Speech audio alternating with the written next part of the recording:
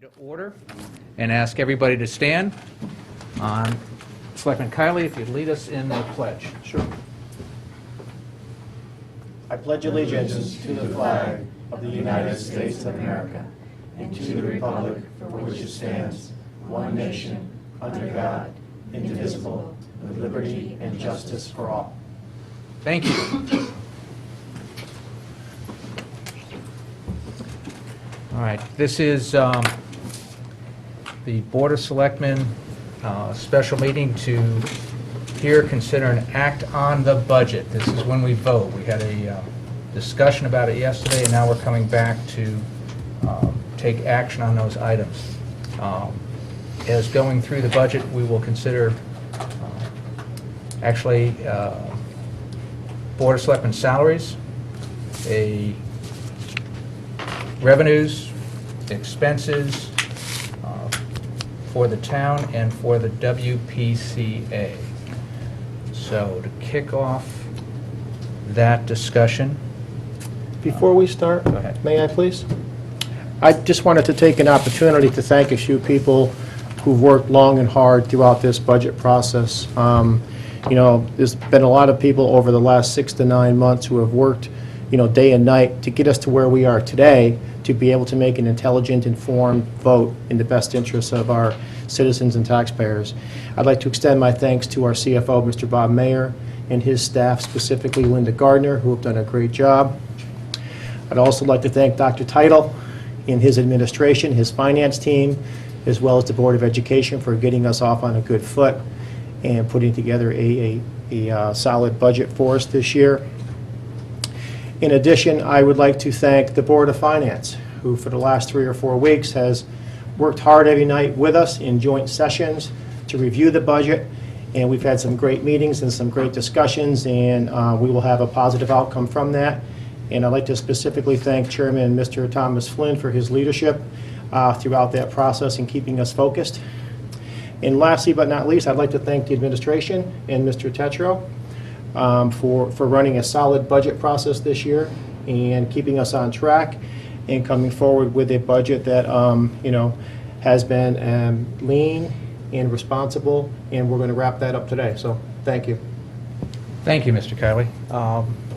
Did you have any comments you wish to make as we I kick would things like off? to echo those thanks. It's been a pleasure to work through this process.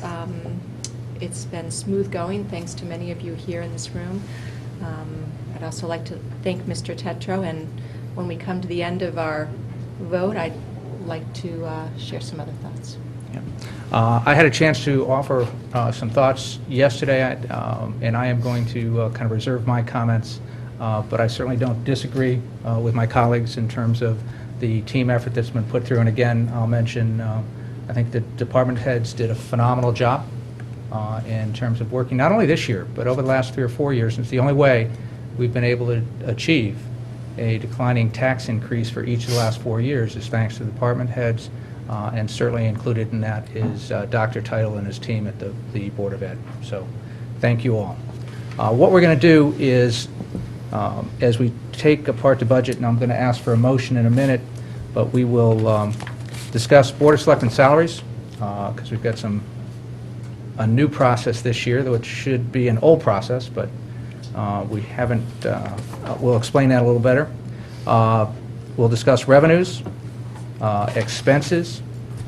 We do have a few adjustments to make, as was identified yesterday.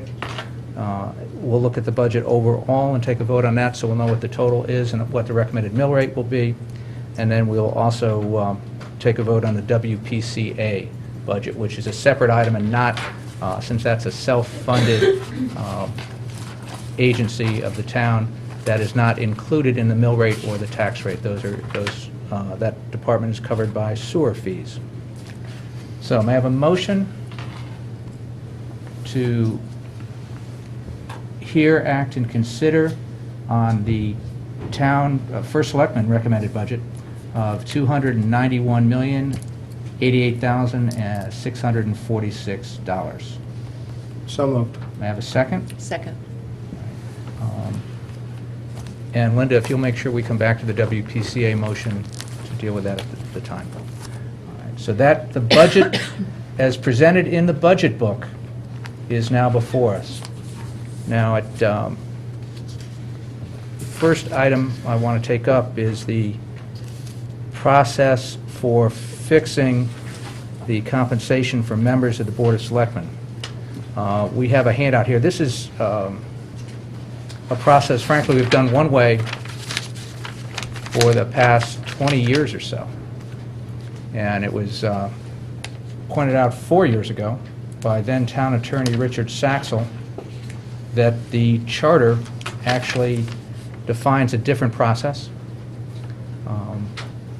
That letter was actually sent to me late last week. I hadn't seen it prior to that.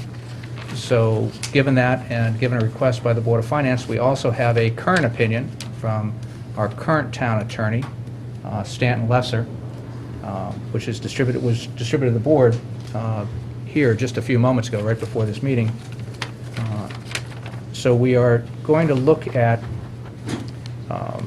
and the way the charter reads, just to quote from the charter, and both attorney letters refer back to this, is that under the section 5.2 of the charter, compensation for executive branch members, the members of all boards and commissions except the Board of Selectmen shall serve without compensation unless the RTM shall direct otherwise, except as provided in this charter or otherwise by law. The compensation of all town officers shall be fixed by the Board of Selectmen, subject to the adoption of the town budget.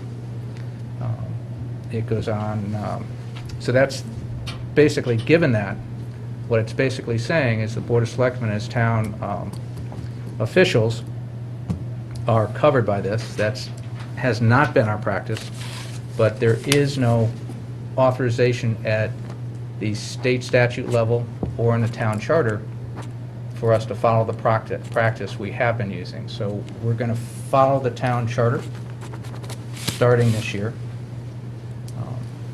The salaries for the Board of Selectmen are basically take effect after the election. So technically, this is setting the salary for the next Board of Selectmen.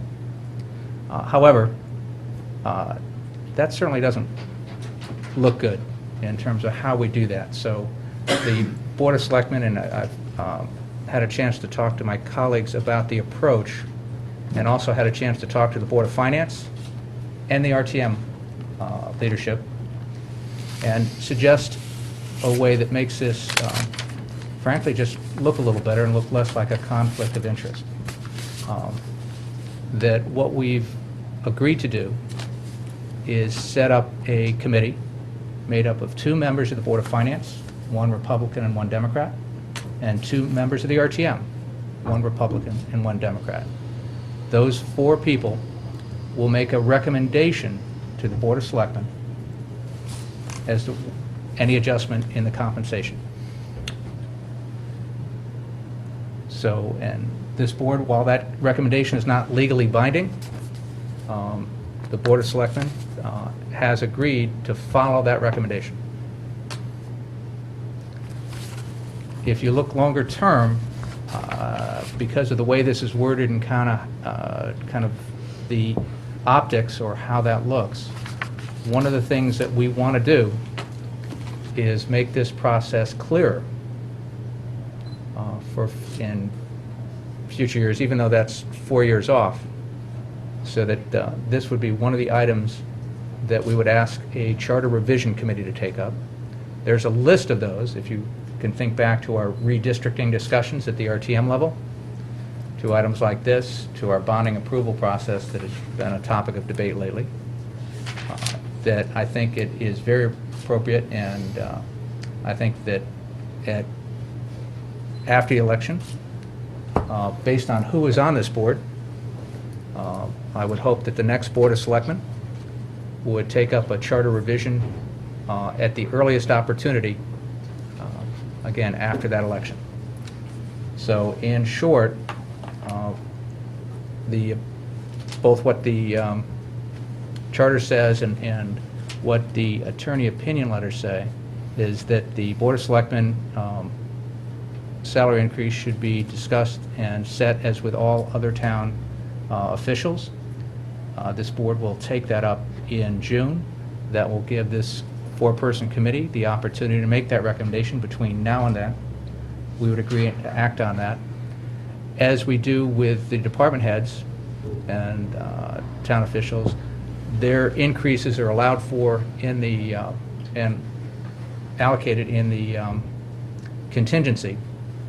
So we are covered. So that way they're part of the approved budget, and we still have time, as with the town officials, to consider that in June as we make the other salary recommendations. Any questions from the board? Did I get that right as we discussed? I think you did. I have one question. Go. As far as the four members, would they be members that we appoint, or that the moderator of the RTM and the chairman of the Board of Finance appoint? My proposal would be to reach out to the leadership of both bodies, ask them to pick two members. So it's not something that we're involved in. Good So enough. we keep that at arm's length. All right? All right, so just to be clear on that process, we will then move forward from here with the budget. And let's step through revenues first. Now, the entire budget book is before us, so we don't have to individually reference this, but let's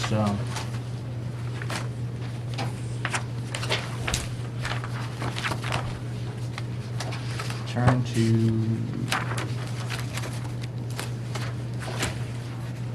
page 58.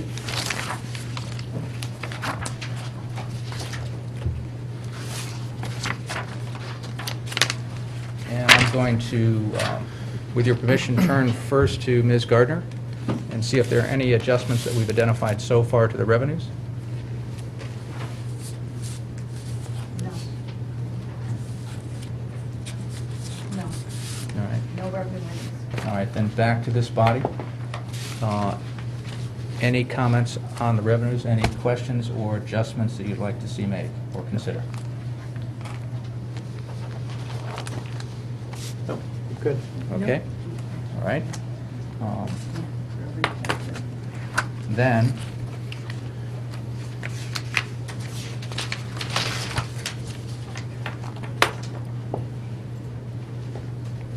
as it stands, our total revenue number is $291,088,646. Can I have a motion to accept that revenue number? So moved. A second? Second. Any further discussion? All in favor? Aye. So the revenue has been voted on. All right, moving on to expenses.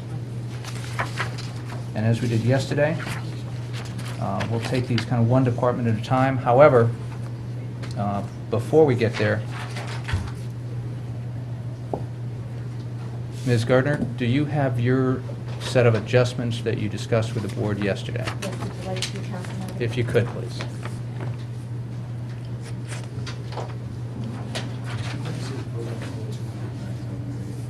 Hmm? You just vote on the 291. On the revenue side, yes. You should only vote on the non-tax revenue. Because the tax revenue is adjusted when you adjust the expenses and adjust the mill rate. Ah, okay.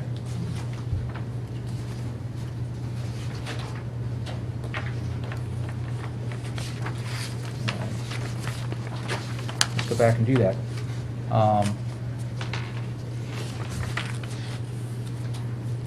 That vote was unanimous. Mr. Mayor pointed out that we should probably just vote on the department revenue, Okay. so that we're not voting on the tax revenue that's actually set by the mill rate.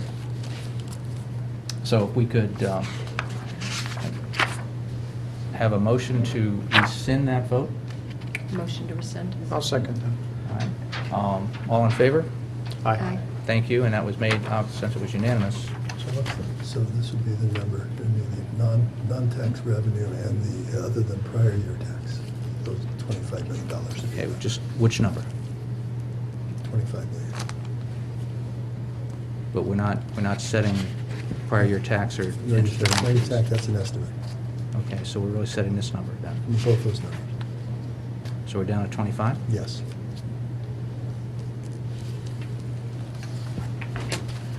All right. What you looking at, just 25.6?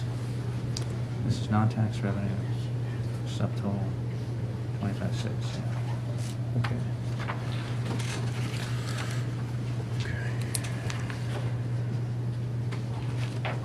Okay. Okay, so what we're looking at is a schedule that breaks out all the required revenue, breaks out the current year expenditures, town and Board of Ed, tax revenue needed, and also breaks out the non-tax revenue, prior year tax, interest, and lien fees. So that number comes to $25,957,607. So if I could have a motion to approve the non-tax revenue number, So moved. and a second? Second. All right. Any further discussion at this board? No. All right. So are we ready to vote on that? All in favor? Aye. So the non-tax revenue component of this has been approved, and the balance, or the tax net revenue to be raised, will be set when the mill rate is set the first week in May by the Board of Finance. Right? So now before us, we have a number of adjustments before us. These are the same adjustments we reviewed yesterday. Adjustment to OPEB, adjustment to deputy salary, adjustment to ECC, adjustment to capital to reflect the cost of trucks, error correction in private school bus transportation. So may I have a motion, okay to consider these as a group since we talked about them yesterday, or would you like to go one at a time? A group is fine with me. That's fine. Okay. We've gone through them all. Yeah, we went through yesterday's. And the sheet's unchanged from yesterday, so. And I asked that question, I have been assured it is the same sheet. It is, I have both. Yes, Okay. it is. So. It is. May I have a motion to accept these amendments to the budget before us? So moved. A second? Second. All right. Any further discussion? All in favor? Aye. And Ms. Gardner, you have these changes already made in some of the future documents so that we can, when we talk about the amended budget, it comprehends these, correct? Yes. Okay. Okay. All right. So that was items 1 through 6. Yes. Okay. Right? Yes. 1 through 5 plus the extra one for the WPCA. Well, no, we're With the going to do the vote. Okay. WPCA one Separately. separately. Okay, so it was 1 through 5. Yeah. Got it.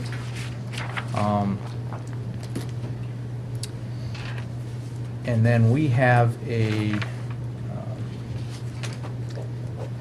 looking at taking this department by department, would it be okay to take the Board of Ed first? Yes. Are you comfortable with that? Yeah. As we're looking at the Board of Ed, there is one adjustment that was mentioned yesterday. Based on recent experience, the Board of Ed health insurance line has increased, and I believe it's appropriate for this board to take that up. Linda, what's the number for the Board of Ed? I'll the schedule for you. Okay. There's 3 numbers on the schedule. 367,000 for the Board of Ed, which you're going to vote on now. There's 198 for the town, and then there's the $9 for WPCA. Now this, all right, let's get this amendment before us. May I have a motion to amend the budget by $367,579 for the Board of Ed health insurance? Motion to add. A second? Just- I'll second that. All right. Could somebody step us through this, either Dr. Title or Mr. Mayor, just to give us a little background on what this represents? What has happened, and I believe this is based on the latest Yeah, it's been- updates of health insurance. Yeah, it's been the policy of the town for the last several years to use the latest and best information. We updated our estimates for healthcare for fiscal year 16 using the information of claims experience through February. And this schedule for the town Board of Ed and WPCA reflects those changes, those adjustments required by that experience. And going back to past years, we've also benefited from what I'll call positive experience, where we've actually seen these costs come down. We've been able to Your make first budget year is a prime example of that. make adjustments to that. And so what this is, for lack of a better term, some negative experience in recent months. And certainly, this is a 12-month trailing average. Yes. So it's really one part what happened in the February, but it also reflects the comparison of that February to February a year ago. Is that correct? Yeah. Last February rolled off, this February rolled off. All right. And the net result was an estimate of $367,000 and change that we need, that this board can consider for increasing the Board of Ed line item if it chooses. Any discussion from the board? I have a question. So will we, this is through the end of February, will we then, before the RTM votes, will they have new numbers as well on the budget? Will we have numbers for March? RTM votes in May, so. Right. Yes.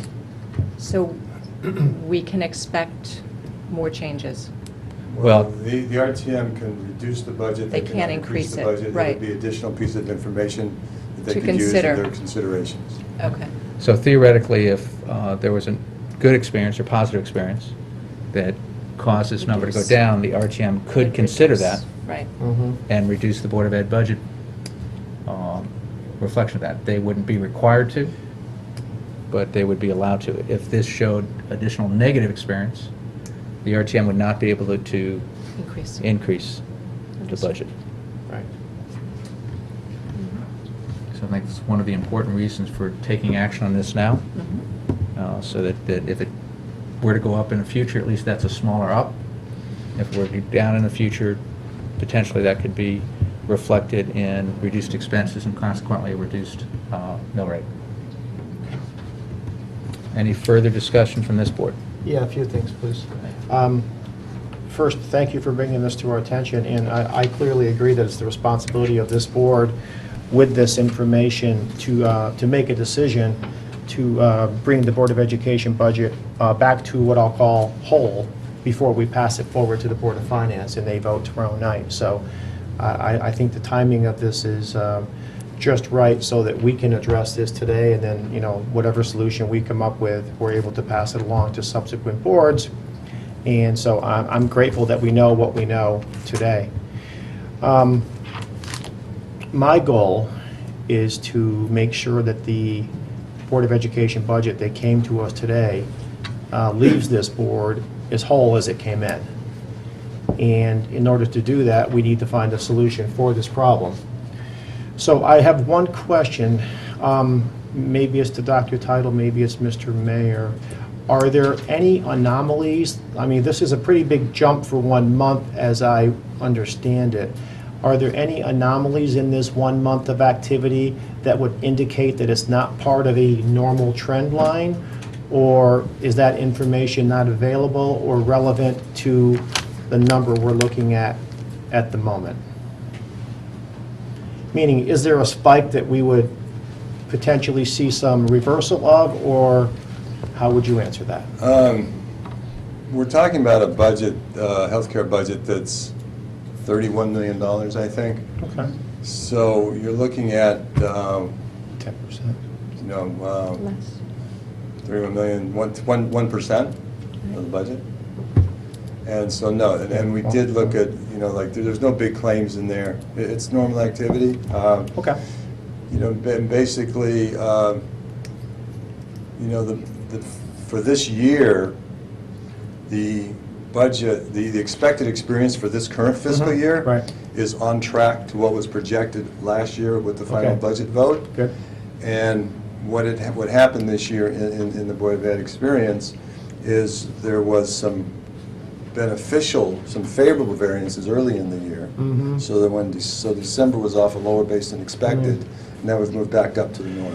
Okay, so what I'm hearing is that whatever is happening is within the reasonable realm of expectations, and there isn't a spike to speak of or anything that you can pull out or point to. So that's good. So that brings me to, what do we do about it, right? So I think, Mr. Mayor, you might as well stay up here. So a couple thoughts. Again, leaving this board whole is my goal, but I just want to see if there are any other options that might make us whole without having to add. In recent years, when we've had extra money on the Board of Ed side, in the medical retention fund, we've been able to, for lack of a better word, move some over to the town side to kind of cover shortages and balance the scale, if you will. Are there any opportunities for us in this budget year with any money that would be on the town side that we could potentially reallocate to the Board of Ed side to cover the shortfall without having to add to the budget?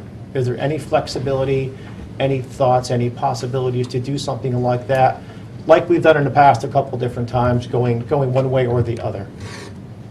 I don't know exactly what you're referencing in the past, so. But, Okay, then, But to looking answer forward. your question, Please. how I understand the process, what we're talking about here is the internal service fund. correct. And the internal service fund has three major line items, if you will. Mhm. It's got the Board of Ed medical, it's got the town medical, Mhm. and then it's got workers' comp and general liability.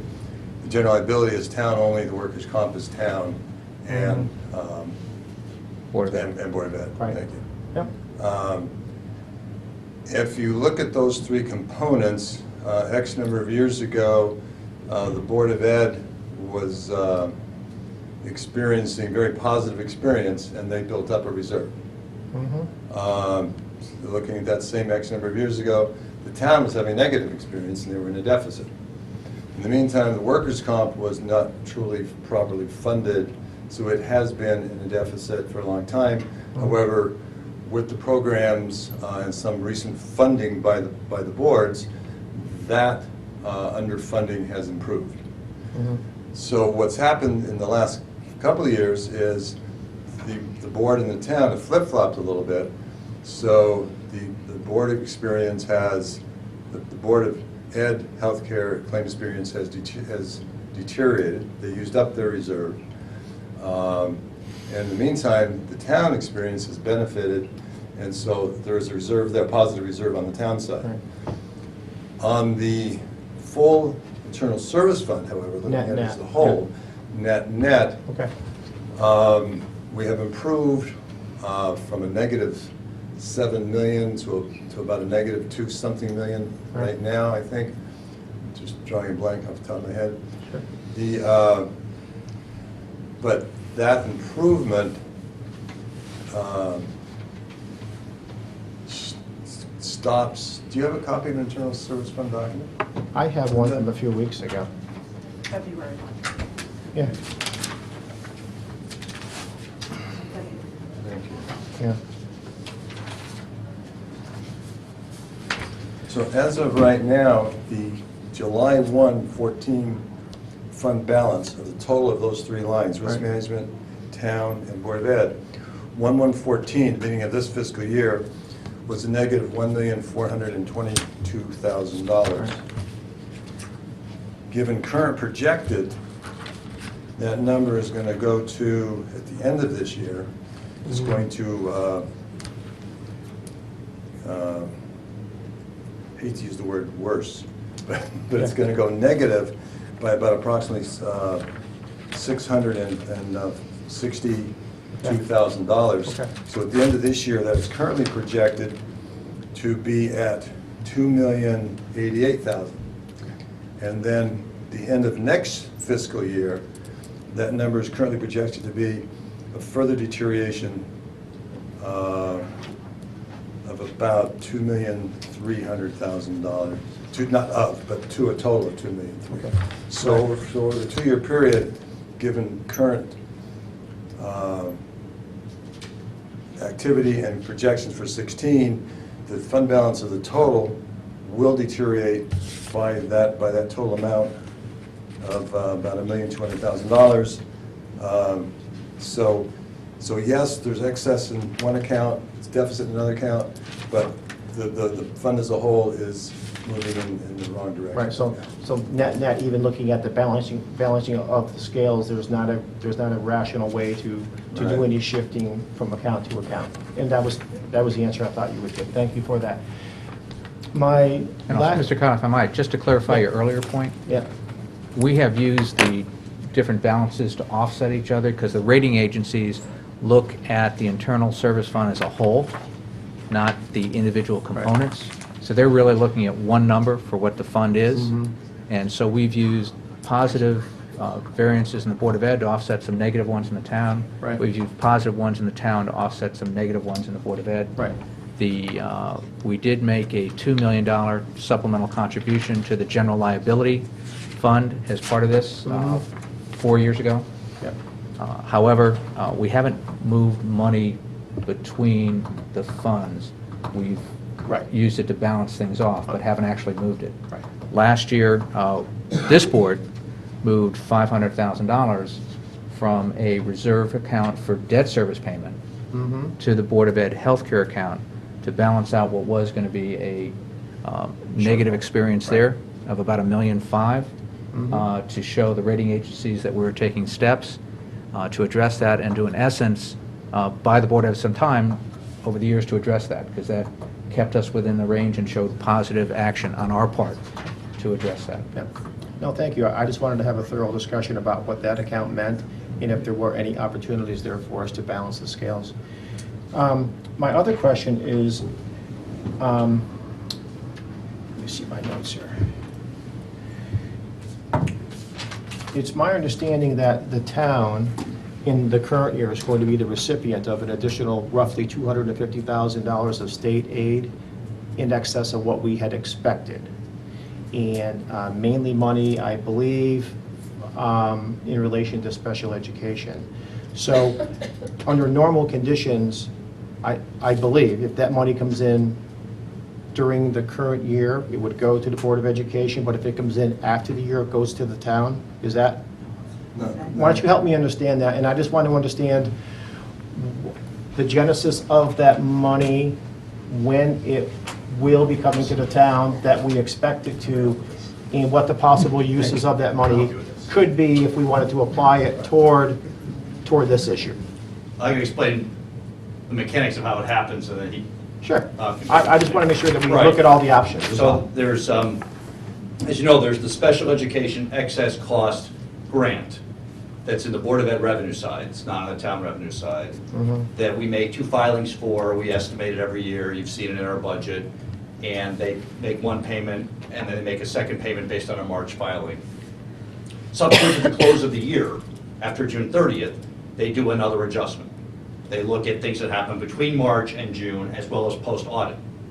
And when they make that adjustment, the fiscal year is already closed, they adjust the town's education cost-sharing grant by that amount. So they no longer, or they collect it back from the town. If it's a negative, the town has to pay it. If it's a positive, they give the town money. So in this case, we had about a $250,000 positive adjustment. So that ends up going, and it's all directly linked to Board of Ed special ed expenses. So that becomes a positive. In most years, we've looked this back, in most years, you're talking about very small amounts of money. Nobody would blink at it either way, 20,000 here, 30,000 there, one way or the other. This happened to be a very large adjustment because we had a lot of expensive children last year. So that's the genesis of the money, but just the way the state does it is that because the year is closed, they don't send it to the Board of Ed. It comes out of the excess cost and gets given to the town in the education cost sharing, which is town revenue. Okay. So that's the mechanics of it. I think there's some confusion here. Okay. So there's yeah. 2 different grants going on. Please Yeah. help. I'm Yeah. just, yeah. Yeah. If you turn to page 47 of your budget book. Sure.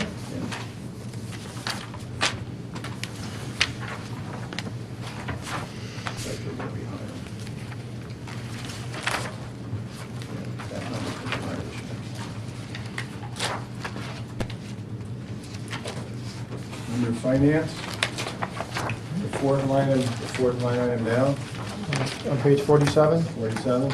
Yes, got it. I think the number you're talking about is the number related to the general education grant. That is a town grant of $3,590,000 Right, that shows on the town side, okay. which is based upon federal formula having to do with town wealth, town need, et cetera, and is then audited, and that number does get adjusted, and it is this grant that I think you're talking about, that recently we got the audit results of $240,000. To the positive. To the positive. Right. But it's not the grant for the special, the other grant. I think we're talking two Are different we? grants. It's two different I'll grants, defer but to you the guys. reason that the adjustment was made was because it's an adjustment from the prior year special education excess cost. That's how the state does it, the state grant. Okay. So in our, if you look at the revenue to the town, in our budget book, our projected revenue to the town for 14-15 goes from about 3.6 million to about 3.9 million, because when we printed this book, we have the adjustment there. Then next year, it will go back down. Right. So it's a one-time bump. There's a one-time increase in that particular Okay. grant, because that's how they backdoor the special ed, because if you go down here, and that's just, this is all state money, but it is post-audit. Okay. But it's basically a quirk in the, it's a quirk in the way the state does it, when they make the adjustment. And they make other small adjustments to this as well. Okay. So the source of the extra money is the fact that we incurred higher than expected expenses for special education, which we know last year happened. And so you get a one-time bump in this, and next year it's anticipated under the governor's budget to fall back down to this. So it's not something that's going to help you in your budget that you're under deliberation, but it's extra money in the current fiscal year that we would not have anticipated based on the budget. Okay. That's how Yes. it works. So we can't, yeah, it seems like that's current year revenue. That's Current not, year revenue, so that's you not can next just- year. You could assign that somehow or other to the Board of Ed Medical if you wanted to, but it wouldn't be, it's nothing you This year. could do for next year's budget. Yeah, so it doesn't Right. affect the 367,000 that we, Well, unless if you did this instead, I don't know, yeah. right. I'm just thinking out loud if there's a Right. creative way to find a little pocket of money that we Right. didn't know about that maybe we could apply in the current year, which would roll forward and help this Right. problem for next year. I think you That's can do kind both. of, that's the thought process. Well, you cannot take current year revenue and pretend you didn't get it. I didn't say that, but. Yeah, but I mean. It's a great thought, though. Yeah.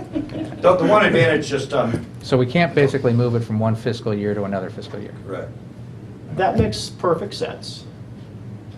I just didn't know if there was a way to potentially allocate, thinking of it slightly outside the budget process. Would there be a way to potentially allocate the money that came in this year toward this year's medical fund, and therefore leave the rolling balance going forward the beneficiary of that in light by that much less? Does that make sense?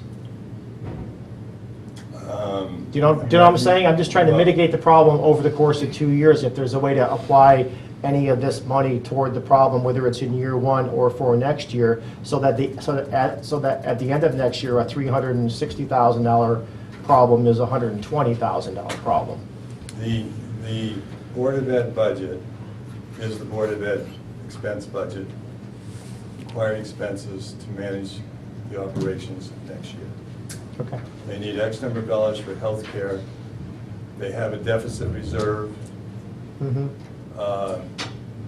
So you could always fund the deficit reserve, but it doesn't impact Their actual need. the actual needs. That I get. Plus, if you're looking at the town side this year, we've used up our contingency. This number, the $240,000, is recorded on the town side and is in the quarterly review information that's been distributed Okay. that shows us pretty tight. So the 240 is already kind of in the house for the current year, Correct. part of reporting to date. is it offset to either use of contingency or surplus at the end of the current year? And that's how you're viewing it. Okay. So is the answer then there is no opportunity to do anything like this? That would be my answer. That would be your answer. Do you concur? You're at the risk of I'm just being looking- asked to potentially disagree with the CPA and Chief Fiscal Officer. I think the issue is that it's in 2 different fiscal years. Understood. So I don't believe there's a mechanism to get it from one fiscal year to another fiscal year that follows our applicable accounting principles, is what I'm hearing said. So that's one. Mhm. Second, it's also been included in the projections right now, and given that, we have a $500,000 snow clearing nugget that we are currently scrambling to fund on the town side, and it's getting rather late in the fiscal year. Okay. So it could, Plus other surprises. yes. So even if there was a mechanism to do it in year 1 or year 2, the recommendation is to not do it because we have other things that we want to make sure that are covered properly. Is that what I'm hearing? Well, Okay. actually, what I heard is that there's no mechanism to do it, so the second part of that becomes moot. Mm, So we're not making a decision not to, we're saying there's not a Okay. mechanism to do it. Okay. That I'm not clear on, but thank you for your answer. Right? Thank you. No, I appreciate the Any discussion. further questions or? No, I just wanted to make sure that, because this just came upon us late last night, that we thought through, were there any other opportunities to either balance the scale if there was excess someplace else, either within the internal service fund, which there's not, net, or something, or a solution like this that might help us mitigate that number, and just make sure that we turn over every stone in an opportunity to, lower that increase before we, take a vote on increasing the budget in the mill rate. That was my goal. No, thank you, and I think that is definitely a worthy discussion, and Yeah. we're left with a hard decision of looking for places to cut to make up for that, or to increase the recommended budget. All right. Did Thank you have any follow-up questions along No, I those don't. lines? Thank you for the indulgence to walk through those issues. Thank you, Mr. Mayor. No, I think that was a very important discussion to have, so thank you, Mr. Kiley.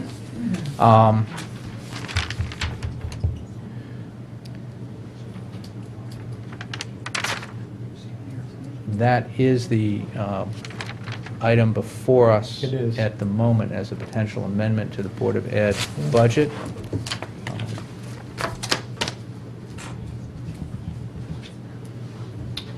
It will have also an opportunity to go through the rest of the budget and look at any potential adjustments there that may help with this. But Okay. right now, this item is before us, and ask if there's any other discussion, or do we want to take a vote on this, On the amendment or the, yeah, the amendment? okay. Take the vote. No. I'm good on the amendment. Okay, no, okay, thank you. When you said no, it's like, no, I don't want to discuss it. Oh, I'm sorry. Sorry. All right, so the amendment is before us, Mhm. and we're ready to vote? All in favor? Aye. Aye. All right, so Linda, do you have that? That's an adjustment. It's hard to say increase, but that's an adjustment Okay. And to the Board of Ed budget. 161, 161, 215, 640. thank you. All right, so at the moment, the Board of Ed budget is whole. Any other adjustments or amendments to the Board of Ed?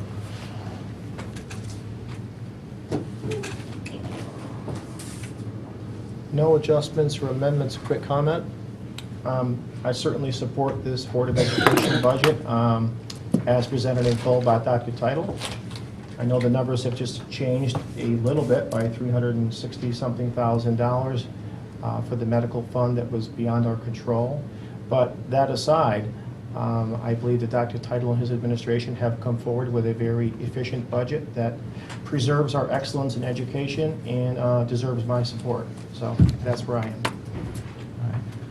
am. If I might ask Dr. Title, is there any place else in the Board of Ed budget that potentially could be adjusted to help compensate for part of this? Or all of it, actually, but...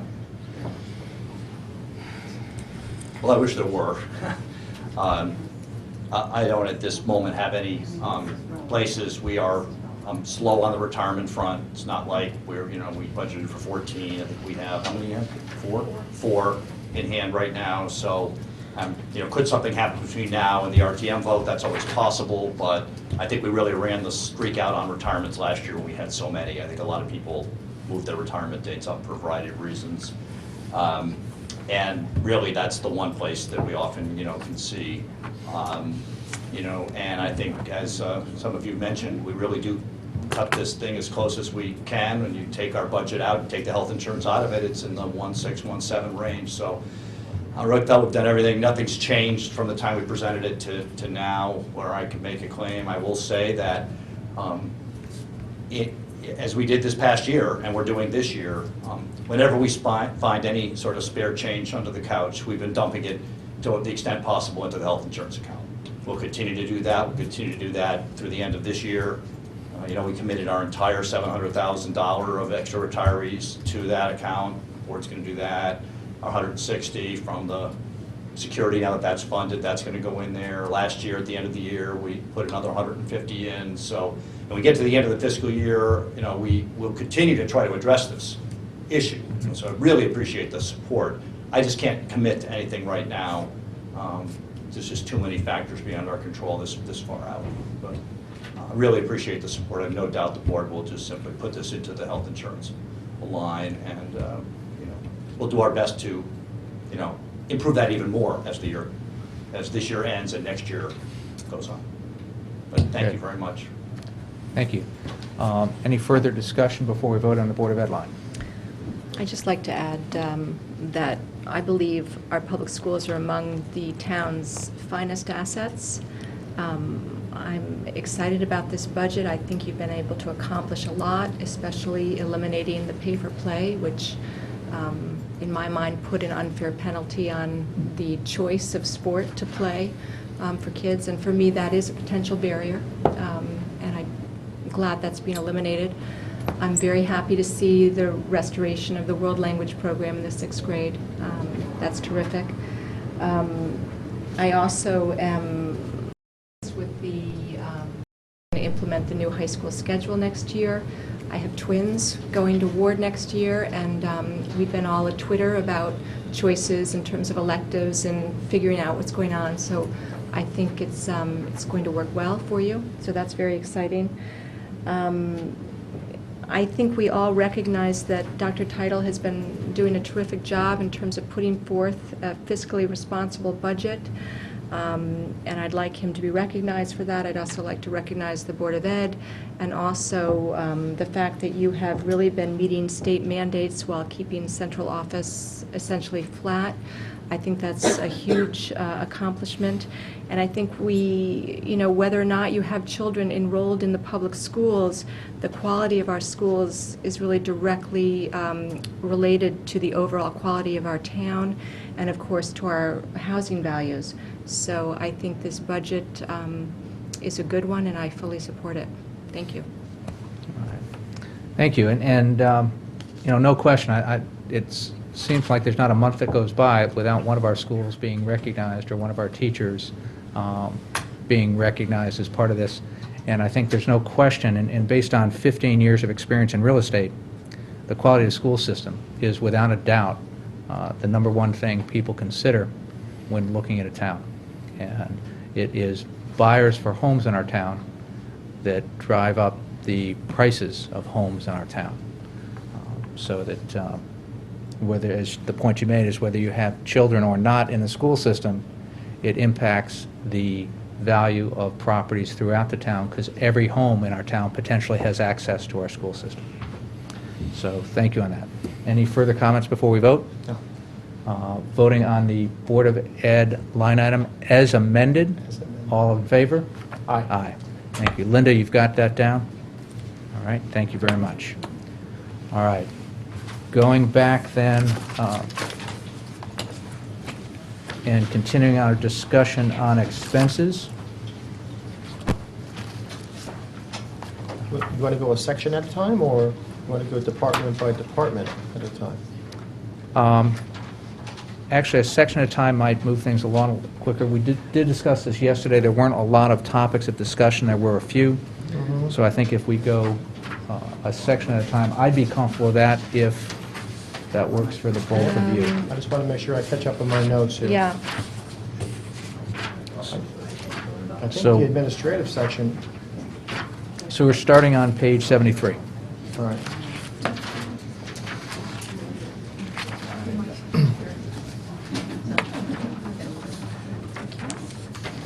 What do we have Oh. here? Thank you. All right. Oh, thanks, Mr. Mayor. The only conversational notes I have from yesterday in the administrative section, it was the conversation around the Conservation Department in the new part-time compliance officer, right? And my conclusion, I came away from that conversation, I want to thank you guys for all the explanations, was that, you know, we are going to have a new director at some point soon, and he or she will have the opportunity to make best use of these dollars in the way they see most fit on or about July 1st, and in an effort to keep up the good work of keeping up on the permitting and all the other behind-the-desk work that has been, you know, difficult to keep up with for many years. It makes sense to move forward with that adjustment. I would agree with that. Yeah. I mean, I think we should move forward with this part-time position, and then when the new director comes, he can Figure look it with out. fresh eyes and fresh perspective on what's going on Right. and make choices moving forward. Yeah, I mean, at least we can keep the work, you know, Going. churning in the Exactly. meantime, and keep the permits going out, and provide the department with the help that they've needed for a few years, and allow them to make, you know, collaborative decisions when they get their new team put together, so, makes sense. Yeah, I like the idea that it basically gives some help to the Conservation Department. Perhaps not as much as they need, but it It's a stopgap. fits within the budget. It allows us to evaluate, or specifically our new director time to evaluate, whether a part-time person in this position works. Now, if it does work, potentially we can look at getting a second part-time person in future budgets. If it doesn't work, then we know we have to make an adjustment and bite the bullet and look at getting a full-time person at this. But I Right. think that when we come back with that, we'll have real facts. Right. But at least it's a half step in the right direction. Well, it also says if we move to a full-time person, we've taken a partway step there, so that the leap or the expense increase for the Will be less. department is less year to year. So Right. it helps us from a financial standpoint in terms of taking part of that step. It helps us from a workload standpoint, and it allows us to collect real facts to evaluate. We've had some discussion over part-time versus full-time. I'm looking at going into next budget season is having a much better answer on that based on real experience from a conservation director who's been able to work, you know, shoulder to shoulder on this and see how the workload gets balanced. But importantly, it provides resources to immediately help address this issue where we've had a whole backlog of work. So, all right. Any other discussion on departments in the first section? No. Legal services is under. Oh, thank you for remembering that. Right. Mr. Kiley had brought up yesterday, under legal services, you had requested to find out where we are to date, correct? Right. In terms of these? Did Mr. you Mayor? guys, Do we have the the- $50,000 conversation from yesterday?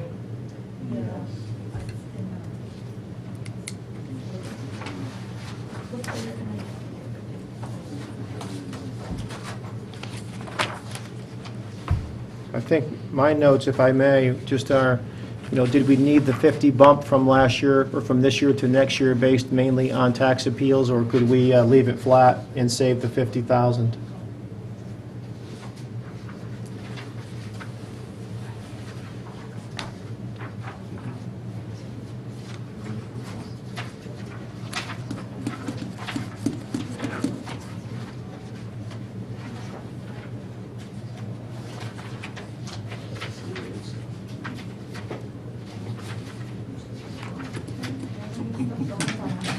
It's the last page. Murphy's Law.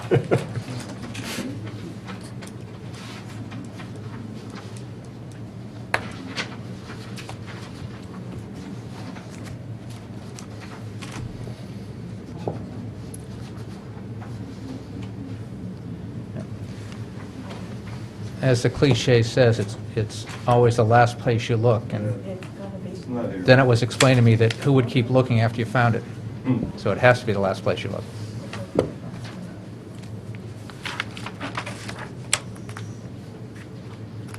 That one's for you, Scott. I like that, I like that, good.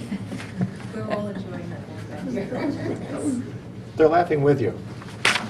No, don't go that far.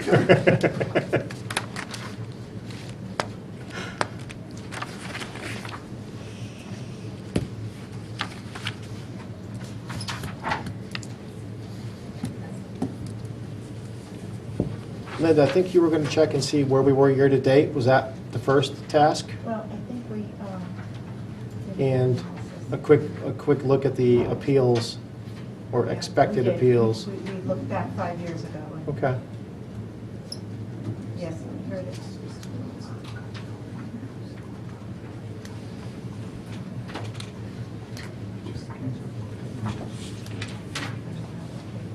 There you go. There you go. On the rotated book.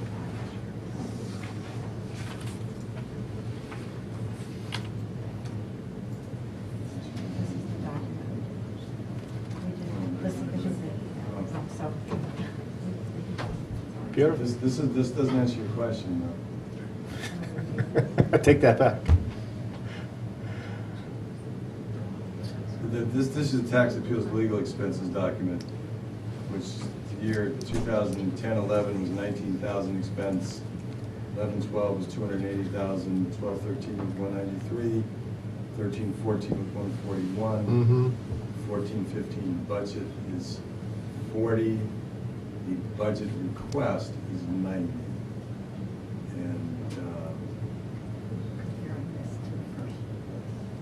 And the 90 for 14-16 would compare to the 10-11 of 20. Okay, so if I'm following you, that sounds like there might be a little cushion in there? Right, so I think initially I mentioned that I think there's $40,000 to $50,000 there based upon historical activity and Yep. and the change in volume year to Okay. year. Well, with that information, But that I'm, wasn't the question you asked. You asked also Where we are to were date. this year's budget. Exact- And that's what I failed That's- to get to today. okay. Well, I think I'm comfortable at this point to move to reduce the legal budget by $50,000 as a result of these conversations around tax appeal dollars expected for next year. Okay. That was a motion. Is there a second? Is there a second? I'd like a little discussion, perhaps. I would. If you second it, then we can have that Oh, discussion. there you go. Second. If, having kind of lived through this back in late to mid 2011, if I can share, I think when you look at the timing during the year in terms of how this works, we have, again, October 1st, 2010 was the value date Right. for the last appraisal/assessment. Mm-hmm. Folks were notified in December of what their assessments were. Right. It was February 2011 when those assessments went before the Board of Assessment Appeals. And you need to do that before you can take the next step. So you have to go before the Board of Assessment Appeals. If the Board of Assessment Appeal, agreed to something you were comfortable with, the process stops there. If they turned you down, the process could stop there. If they turned you down and you felt you were wrong, or they were wrong, then you could take it the next step, which would be in essence taking it to court on that. There's a certain amount of work that's done in prep or preparation for those by the attorneys in terms of setting up the file, writing some things, but that's pretty minimal per case. The estimate from the town attorney was about an hour per case to set that up. So I think that, and possibly less in some cases, but of that magnitude. So that, I think that's where the $20,000 number comes from in that time period. That's kind of part of a kind of a May number, because any court cases have to be resolved, not resolved, but set up Right. by the end of May. Got it. So that would be kind of an April, May type of expense. Okay. Then any action on that would typically be after July 1st. Because even if you go before the judge who mediates these, before you actually go to court, there's a step in there, you go for mediation up in New Britain. It takes a while to get on his or her calendar. So that doesn't happen the week after. It takes a while to do that. And last time around, it took all through the fall and into the winter as we're going through those initial meetings. Okay, So that's kind of how the timing Timing works, if you works. will, No. for the expenses. thank you. So that's a rationale for saying that it doesn't happen all in the, first 6 months of the year. Correct. Yep, Or in this makes, case. makes sense. Okay. All right, any further discussion? Are we ready to vote on the amendment to the legal budget? All in favor? Aye. Could you just restate what you voted on? The reducing the legal budget by $50,000 in fees, in the fees and professional services line. Thank you. Did I get that right? You did.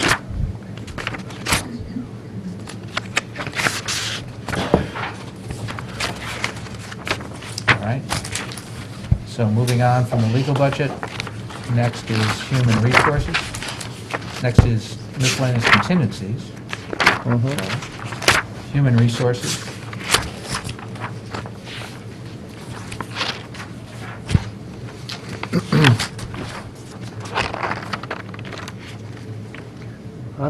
I'm good with the rest of that section. Are we,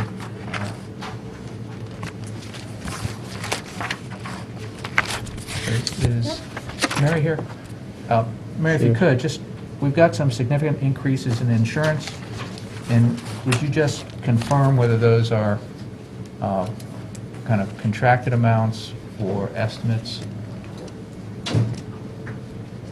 As I said last year and at the joint meetings, insurance is very, I've been saying that for a long time, it's very volatile. We had an agreement with Kerma for a number of years where we had 0 increases. Last year, we were projected to have an increase of 30%, but we only had 15%. It's negotiated with them that they'll go up 7.5% this year, which is approximately what they've all gone up. Different, if you add it in total, not just one line. If you add up all the insurance lines, the total cost is because the insurance lines fluctuate. And next year will go up 7.5%. So that's another expense that will happen next year. In one of the budget lines, liability, there was $100,000 that we started last year for cyber. So it was in last year's budget and it was in this year's budget, but it is something that we looked for a long time to find a policy that addressed both the needs of the town and the Board of Ed. And we were very happy when we found a policy that we felt met most of our needs. And we will continue to look at those policies. There's another $40,000 for flood insurance, which addresses many but not all of the buildings in the flood zone, including this building. And if you remember in Sandy, we had water in our back parking lot. So those are the sizable increases that took place last year, but they also went up you know, of the 7.5%. Okay? While you're here, please, when you met at the Board of Finance, you talked about a change in deductibles this year, a change to the positive. Can you just remind us Well, of that conversation, please? When I just referenced the $40,000 on flood, Mhm. we had flood insurance through Kerma with a $500,000 deductible. Right. And what I did is I took because when we get FEMA money back, you have to bring that deductible down to $50,000, which is what this policy will do on Penfield. And while I was doing it on Penfield, I had been working on trying to do it on a number of buildings, Mhm. but we needed to do some research in order to get elevations, and then the flood insurance changed so much right after Sandy, and then they started grandfathering people who could have had it. So sometimes the numbers went up here, and I didn't feel we could afford it, because it would take years for those premiums to ever have one event that would bring back a year's worth of premiums. But then when the fees leveled off, and it was a good time to buy the coverage, we did so. Thank you. You're Thank you. Any other questions on human resources? No. Okay. Continuing to go through here. Community and economic development.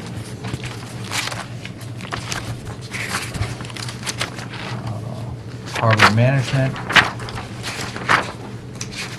And that brings us to the end of that section. And Linda, do we need to vote on each individual department or section, or can we do it as a, once all the amendments are in, and vote on the budget as a whole? I'm going to give you an updated department change, and I'll just go through them and you can vote on each. And then we'll vote on the budget in whole. But let's get through all the schedules, because, for instance, if you vote on the finance department person, Mhm. you're also going to impact HR, because that's where they carry the health insurance. Gotcha, So okay. instead of struggling, we're going to Nope. keep revisiting. Let's just go through it all, and Okay. then I will tell you every department that we touched. That makes good That sense. makes perfect sense. One question, please. I know when we left the room yesterday, and I know this is fluid, it's changing on us, but when we left the room yesterday, we were looking at, I believe, about a 1.52% increase in the mill rate. Now, we've made a couple significant changes today. Can we just get a little update on where we are Running close right now? I think you're about 1.6 up. 1.60? Okay. Okay. That includes the adjustment to the Board of Ed? Yes. It does. From 1.52 of yesterday. And We were at 1.52 yesterday. Well, right? That was I when believe. that's when you adjusted 84 off the budget. Right. You've adjusted 84 off the budget, but you added back 367 to Board of Ed. Right. So net, And we just took 50 out. and 50 out. So That- net, we're about Net, 1.6, net. give or, yeah, and I know it's not an exact science as you go through it. I just wanted to get a feel for where we were along the way. Got it. All right, thank you. Thanks. Thank you. All right, moving on. Next session is miscellaneous. We have contingency. We have contribution to surplus. And that contribution to surplus is in line with the new Board of Finance fund balance policy. And you can see that that is up 30% over last year, and that keeps us at a 7.5% number. Mr. Mayor, is that correct? Sorry? That keeps our undesignated fund balance at about a 7.5% of our operating costs. 7.65. 7.65, so we go through that. No, very good, just wanted to get an idea what that did for us. So that is both in line and increases our fund balance. Mhm. Next up are the not-for-profit agencies. Any interest in discussing any of those? Just a quick comment. I just, if you look at page 127 of our budget book, you will see these 18 private agencies that do, great work for our town. And I just want to thank them for all the work they do, all the money they raise, and all the people they help across our town. And in addition to all of those great things they do, they allow the town to not be in the business of having to provide some of these services that they are expert in and that might be more difficult or expensive for the town itself to provide. So, just a big thank you to them all for making our town a better place. I would echo those comments. These agencies provide needed services to our town, and they do it very well. I would say that looking at some of the larger budget items, Pequot, I know the executive director is here, thank you, and we had discussed during our joint Board of Finance and Board of Selectmen meetings that I will be looking for greater specificity in terms of what our expenditures are buying us. So I would really appreciate moving forward having a very specific idea of what our money is getting us back. Broadly, the value that Pequot delivers to our town is tremendous. So it's not a question of the value, it's more, I would like to see the real details of what those services are moving forward. Thank you. And echoing my colleague's comments, for the last 2 years, I've sat down, had the chance, the opportunity to sit down with each of these groups. I've had a chance to see the different areas they work with in town. In some cases, they're working with our Board of Ed and are part of the curriculum and an important part of that. In other cases, they're working with our social services group and provide value in that respect. I think in each case, the first year I did it, I really looked for overlap. Which of these agencies are overlapping with other services that are already being provided, and can we eliminate them because of that? And I really didn't find any. And I looked, I did a significant amount of review to determine that. The other piece I wanted to establish clearly in my mind was that they each provide value, that for the investment or payment that we're making to each of these, that Fairfield residents are getting more than that back. And that, in each of these cases, that was easy to determine that they were. And building on what Ms. Marmion said, my task for each of them coming back next year is to come back with a formula, a rationale, a standard for what our payment for these services is and how that applies. Because looking down the road, at some point, we may need to increase these if the prices and values of those services increase. So we need to know where we are today and why we're there. So for each one of these, that was kind of the homework assignment, looking forward to next year on that. All right, moving on. Then we'll go through, flip through these. And I'll point out to my colleagues that we moved the Greater Bridgeport Regional Council Right. to Town Planning and Zoning. That's really a planning agency. They're the group that not only funded our updated GIS system, as also provides the funnel or medium by which we get much of our federal funding. So when we get $1 million to fix the sidewalks and road along Kings Highway, that's coming through the GBRC. When we look at funding for our hazard mitigation plan, that helped us not only get increased FEMA funding, but also puts us in position to participate in what's called a community rating system to lower flood insurance cost premiums for our residents in flood zones. That's coming through the GBRC. So there is feedback in what to do, but you will see this in the line item in Planning and Zoning Department going forward, starting with this year and going forward.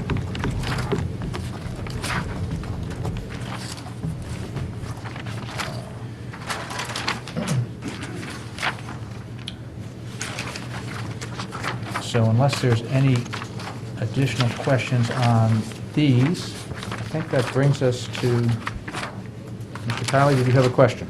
No, you're, no.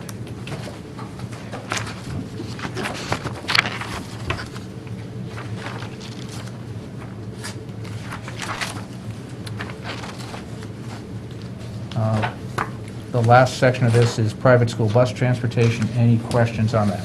Yeah. Next up would be health and welfare services. Again, that's health services that we are required to provide to some of the private schools in our town. Mhm.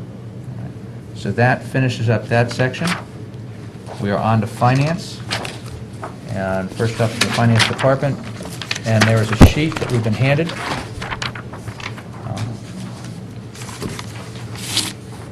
It actually covers each of the positions, but finance is one of them. That shows what the, it covers just finance. It does. To start the new finance staff accountant. So this is a full-time position that's requested within the finance department budget. And this specifically answers the question, Mr. Kylie, that you asked yesterday. It does. That if we postpone this position to October 1st, delay it 1 quarter, what would be the financial adjustment? It would.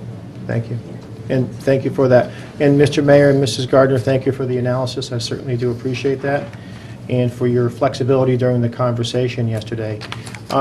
Simply put, in the spirit of just maintaining as much affordability as possible, I was looking to find a few dollars along the way that we could either not live without in this case, but defer. And so, thinking that we could push this position off a couple months while still being supportive of it. And I want to thank you for the additional clarity on the job description that I got to read through last night. That was helpful and gives me a better understanding of the workload that needs to be completed. So that's much appreciated. With that said, I move to reduce this budget by $21,878 per this spreadsheet that I'll call number 6 that's been given to us. Is there a second? Second. All right. Under the heading of discussion, unless you had... No, I'm good. Mr. Mayor, could you please fill us in on the impact of that delay on your budget? I have no comment, Your Honor. Yeah, but It would be helpful to hear from you. you're technically here under subpoena, so please. And I should point out, the Board of Selectmen technically does have subpoena power. One of those little-known facts and one of those little-used He's walking very resources. slowly up to the microphone.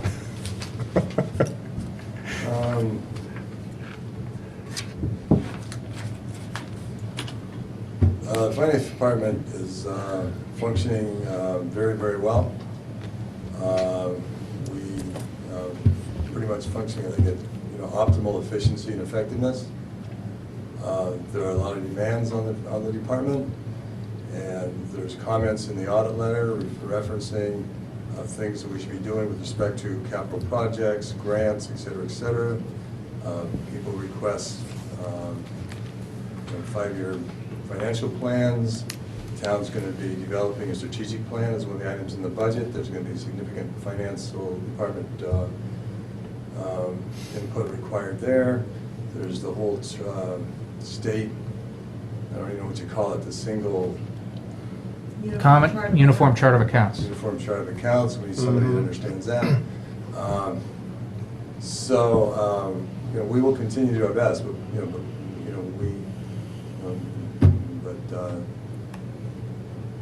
so yes, we could use the body. All right. I would point out, Mr. Mayor, that when I look at the last few years, I've seen a tremendous increase in workload based on responses from the Board of Finance and the RTM. I think it's hard to go to a Board of Finance meeting without seeing a packet of material that's handed out from your department. And similar reaction during the RTM budget session review. Certainly there was a lot of analysis that has been requested at each step of the way. We saw a phenomenal amount of added-on work during the Penfield Pavilion process, and that really fell to your department to not only do the financial analysis for 1, but for 11 different projects, including 7A and 7B, and different FEMA options as we went through that. Hopefully that'll be reduced. Not to mention the work your department has done in getting us the FEMA reimbursements from Storm Sandy that were due the town in all the other areas, and you've taken a lead in putting that together. I'm not sure you received full credit or recognition for the work you did during the recent Board of Education arbitration hearings, where doing the financial analysis to support the town in that falls to your department.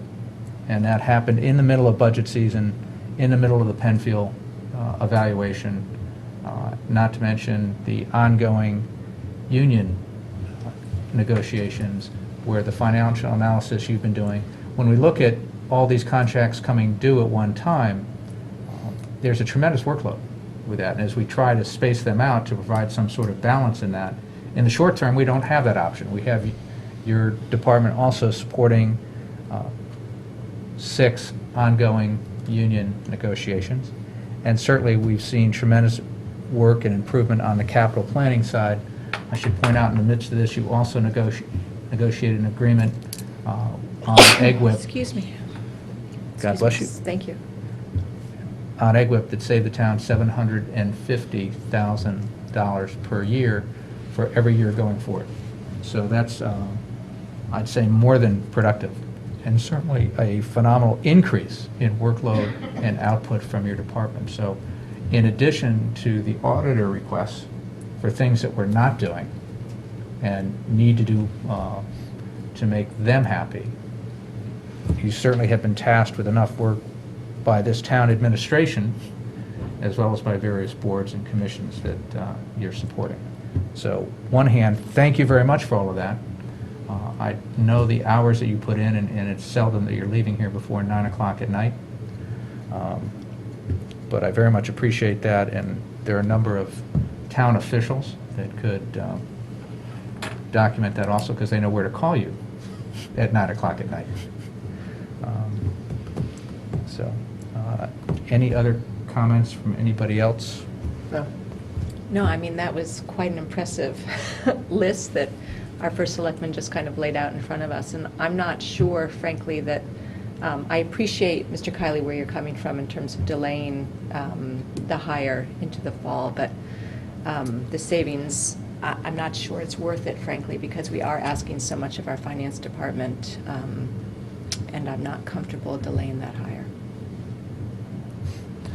I think that the challenge I have is just, I personally see the hours that Mr. Mayor is working, and I think at some point he deserves a break in doing that. So I hope that this gets through our board, but more importantly, I hope it gets through the Board of Finance and the RTM, because they have been asking for documents and efforts out of finance Yeah. that have driven up that workload. Now, I'm not saying all those requests are unreasonable, but they're unreasonable on the staffing that we have. So I'd rather give them the answers to their requests, which help the entire town function better, than tell them we can't get to them because we don't have the staff available to do it. So. Any further discussion? Nope. All right, and are we ready to vote? Mhm. All right, So we are on- voting on the, The motion was to reduce this 21,000. line item by the By amounts listed amount. before us. right, Yep. And the approximately $21,000. in savings. The net effect of that would be delaying the position till October 1st. Right, right. We can't Correct. hire a person for less, we can't.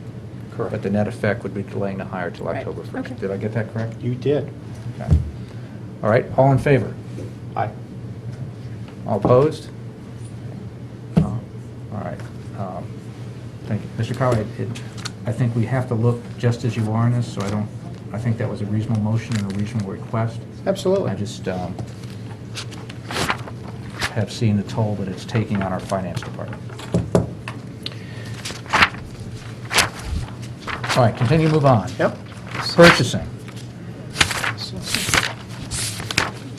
The assessor? Mm-hmm.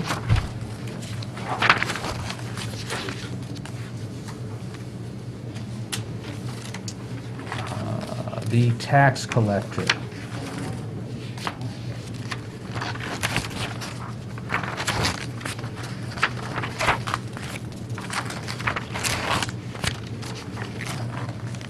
Information technology.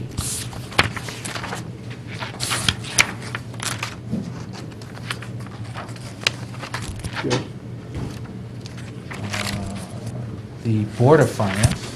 Mhm. Hey, just one question on the Board of Finance. Go. Mr. Mayor, Sir. on the Board of Finance, a quick question. Is this the last year of our current Auditor arrangement. audit team, or are we year to year at this point? I don't remember. It's a year-to-year contract. Board of Finance chose not to go out to bid. Okay, thanks. But we did negotiate the price, though. Thank you. Are you agreeing to negotiate it, or have you negotiated it? Half negotiated. Is it different than what's listed here? No, that's the negotiated price.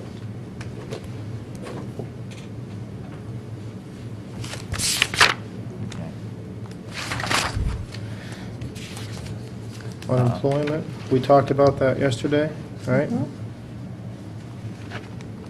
Was there a follow-up on unemployment from yesterday? Any questions?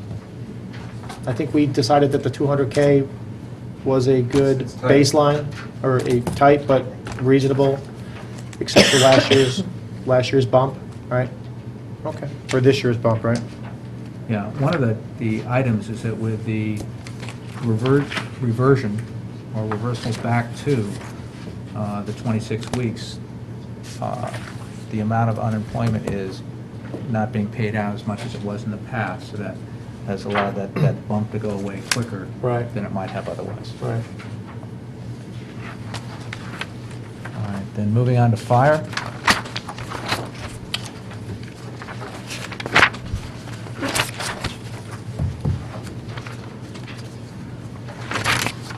Moving on to police.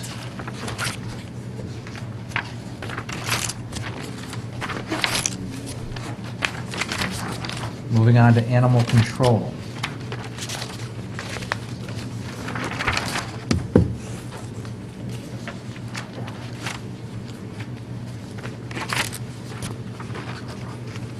Moving on to streetlights.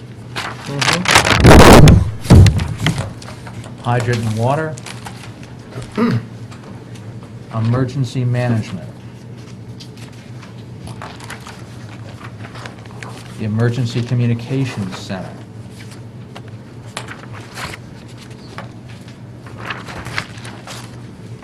Good.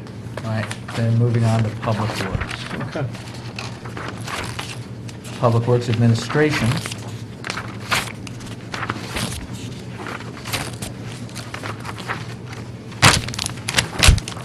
Public Works Operations. Question there, please. Go ahead. I know we had a discussion yesterday about if there was anything in the capital, the smaller capital items that we could take a second or a sharper look at. So I wanted to follow up with Mr. Michelangelo and see if, what the results of that look is.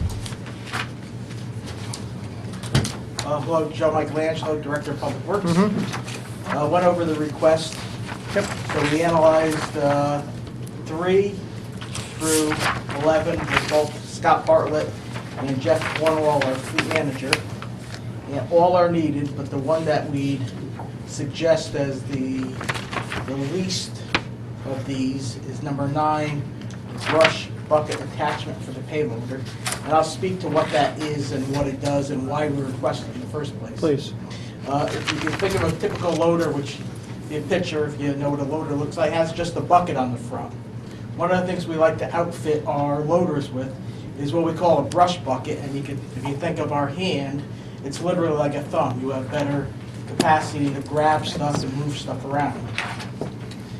So it makes the brand name of the brush bucket we have is a Versa bucket, and it's literally true to its word. It makes the machine more versatile and able to do more. Right. So in a case like, Sandy, which is the obvious one, we're able to go around and collect all the brush much more efficiently than you would otherwise. Right. In some of the other towns upstate, and I was with Cheshire, but even like in Avon, Simsbury, all those towns, even like a town like Simsbury, which is a third of the size of Fairfield, spent literally millions of dollars hiring contractors to collect brush. Right. And one of the things that's frustrating, if we have another storm, like Sandy, if we have a piece of equipment a loader sitting in the yard, Mhm. and we can't make use of that Right. because we don't have a $19,000 piece of equipment there. But, so that was the one argument why we requested in the first place, why it's important. The reason why we offer it up is because we have 4 loaders, 3 of them have this attachment, 1 of them won't. So it can limit us down the line, we'd like to have it, but in the complete request, that would be the one that we put number 11 out of 11 requests. Okay. Thank you very much for that analysis and explanation. I do appreciate it. And we had a very thorough conversation about this budget yesterday and about the over $100,000 capital investments, which I'm supportive of, and the ones that we did a few months ago as part of the bonding resolution. As we migrate from bonding these things to getting them into the operating budget, which has been everyone's goal for quite a while. So I do want to thank you again for those efforts and for, taking a good, hard look at everything in your budget. That's great work. I appreciate that. Can I just ask you, Go so ahead. we have 4 loaders, but we only have 3 of the brush buckets. Correct. So in the last year or so, have we been limited by the lack of that one brush bucket in terms of our efficiency in clearing debris? I mean, there's specific examples of when we were not able to put all 4 loaders out, Well, we put the loader out. No, the last example. regardless of having the, Correct, yeah. Okay. The biggest example is during a A big storm. town-wide storm where all our loaders are doing brush collection. So yeah, that has not happened to that degree since Sandy. have we have we contracted services with this debris? Not since Sandy. So Sandy, we did. Not since Sandy? Okay. So we were in the position with Sandy, where because we had 3, so we would have need to hire a company, Ashbrit, anyway, to, Regardless of regardless. one more. But there was less of a percentage that we would do with our own forces, and we had to hire out because we didn't have this piece of equipment. And, I go back to the other towns, so even like when I was in Cheshire, because we had to contract it out, and it's frustrating, we could have bought the piece of equipment 10 times over for what we ended up paying for contractual services. But I know that's the tough decisions we make. Thank you, sir. Yeah, if I might, one, bringing up Sandy and brush pickup, I can't tell you how impressed I was with the job you guys did during Sandy in terms of getting the streets as clean as you did, as fast as you did. It was almost done too well. We actually had the federal director of FEMA come to visit our town, and we're driving him through our beach area. And it was like a week later, and it was hard to tell we got hit by a storm. You guys were too good. It was like, we should have left some stuff out there. We could have made a better impression on him. But no, in all seriousness, you did a phenomenal job in terms of bringing our town back to the physical condition it's in. Now, because Sandy was a FEMA event, because during a FEMA event we get reimbursed for our expenses, we also get reimbursed for a rental fee for the use of our equipment. Do you remember the magnitude of how much we got reimbursed during Sandy for these trucks and our It Versa was, buckets? Not offhand, I'm sure it was significant, but offhand, I wouldn't want to put a dollar amount. Okay, and the point I'm making is that we actually, because we already own these, it was almost like a revenue generator as we go through and do that. So it saves us cost in terms of having to go out to somebody else, and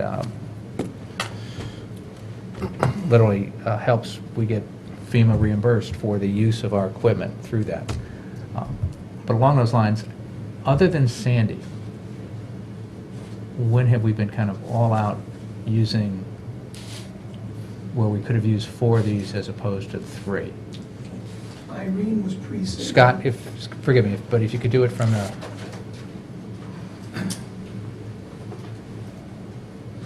I don't remember the date, but Irene was pre-Sandy, and that was a town-wide event as well. It might have been like March of 2011. August of 2011. You have as I that number? Oh, Okay. yes. But That was there- traumatizing for a rookie first selectman.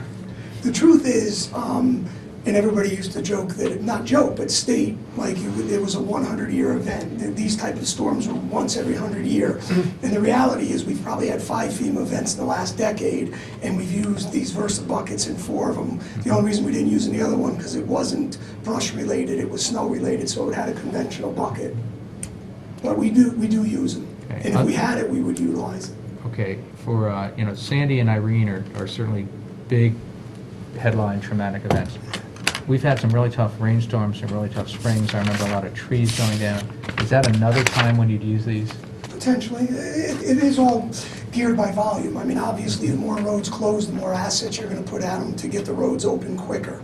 But other than those big events, those were the big, reasons we would need it. And I just want to clarify another thing. Joe did a great job explaining what it is. But by calling it a Versa bucket, when we get the floods and stuff, it's not just isolated to brush. We did bring in a contractor to process all the household waste. When you flood, you're dealing with white goods, you're dealing with sofas, you're dealing with building debris. I But remember these, seeing the piles of furniture out Down on to the the street beach. corner. Yeah. But these pieces of equipment give us the versatility, hence again the name Versa bucket, where we can go down, we may sub out some of that, but we may take a percentage of those piles in-house. So obviously, if you're using it on brush and you have 3 of them, you might be all hands on deck with the brush. If you have one to use in your household goods, you can reduce your costs there. All right. Thank you. I have one more Go ahead. question. Do we have any concerns about the age of the Versa buckets that we have in terms of would this be used to replace one that was broken or aging or that we would kind of put out to pasture? Great question. The older ones do need repair, but our shop does do a tremendous job reinforcing the steel. So at this point, I can't argue that, that it would be a replacement. It would be in addition to support what we have. Okay. Thank you. Okay, do you have ages on the ones we have? Not off the top of my head, but if I had to speculate, I would say 20 years, 15 years, and 5 years. So it's 5, 10, 15, 20, Okay. 20 years on the outside. The expected life? Well, again, we do a great job. I believe our crew to be like a racing pit crew. They rebuild these things. When we have downtime, they're rebuilding them. So they're all up and running all the time. But we are, heating them, straightening them, adding blades to the bottom where they wear. It's like a snowplow. The snowplow itself doesn't get damaged, but there's a mold board and a plowing edge. Those are the things that you're constantly upgrading on a snowplow. But in terms of these specific budgets, I think we're okay because you there. mentioned doing it on downtime, Right. I know you have to buy the materials, obviously, Right. but it's not an excessive cost relative, because No, the it's cost not. of this is Honestly. $19,000. So relative to that number, it's not an excessive cost to, the labor is kind of incorporated into our normal budget, so we wouldn't necessarily save on the labor if they weren't having to do these. Right, if it reached a point, Mike, where we were gonna put $10,000 worth of repairs into it, I would question the validity of doing it, but I would say it's more, we're putting several $1,000s worth of labor and material into these buckets annually. Okay.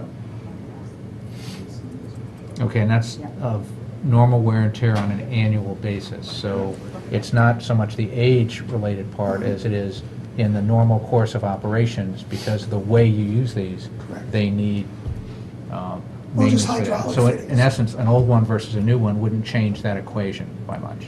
Not terribly much, no. Okay. There's exposures to the elements, there's hydraulic lines that need upgrading and fittings that need, either tightening or replacing, but all in all, we're in pretty good shape. Okay. Good. All right. Thank you. Thanks, guys. Thank you. Just as a follow-up, I appreciate the conversation and appreciate the need to do as much as we can.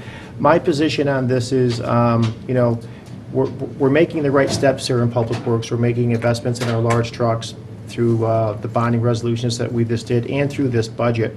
And even with the adjustment that we made today of $72,000 on the trucks, we're still investing about $750,000 of capital, $755,000 of capital into this budget. And I think that's a worthy and a significant investment in both the larger items and the smaller items. And considering the conversations that we just had and the list of priorities, I still think it's probably fiscally prudent to take a keen look at item number 9, and therefore I do move to remove the item number 9, the brush bucket attachment for the payloader, in the amount of $19,500. Is there a second? Second. Okay. In terms of discussion, just to clarify, you know, there is a significant investment in Public Works capital, but this has been the department and the account for every budget as far back as I can remember, as folks are trying to get the budget or the increase down. At some point, somebody turns to Joe, Rich White in the old days, Scott, and says, can you give up? And you guys have been very upfront in saying, we need it, but if you take it away, we'll figure out how to get it done without it. And I want to compliment you on your commitment to getting the job done in spite of the reduction in resources that has hit over time. So there's, we are in fact funding to a point not that much above normal, but certainly to the level that we'd like to see in this budget on an ongoing basis, so it's not an increase from that standpoint. And DPW has come back with plans for sidewalk maintenance, plans. They've had an ongoing one for road maintenance. They now have one for equipment maintenance. And I think that's been a big help in terms of helping all the boards understand what's needed on a year-to-year basis to make your department run optimally. That being said, given we have three and given old versus new doesn't seem to be as much of an issue, I could see supporting this adjustment if my colleagues are on board with that. So, any further discussion? No? I would say that I appreciate all that you've done in the past in terms of taking the hit, and you have taken the hit. And I also appreciate the fact that you put together a plan for where you need to go this year and in future years in terms of equipment. But I would agree with my colleagues that hearing the way you describe this, I don't think this is, that we're in dire need of this, and that we can certainly go another year without making this investment. And if we can save this money, I think we should do that. You know, again, given what your department has been through in the past, I would ask the other boards that will also pass on this budget as we go through, not to reach out to DPW again, that Public Works You've taken it. has given it the office every year for a lot of years. And I think that it's important that we restock the shelves on a number of these items that are here. So I don't mean this to be a precedent-setting event, but an adjustment that's helping tweak the budget a bit. So, are we ready to vote? Yes. All in favor? Aye. Aye. All right. So, Linda, do you have the amendment? So that's now included in our budget as amended? Do you want to vote on it now or with all the others? We just voted The 19, Yeah. on it. Yeah. Yes. along with 72 earlier. That's It was correct. included in the first schedule. Right. That's correct. And I'll do this as one of the change departments when we vote at the end. Yep. Well, which you'd have to do for the 72 anyway. Right. Okay. Okay. All right. Thank you. Moving on. Building Department. Good deal. All right. They have their vote. Moving on to engineering.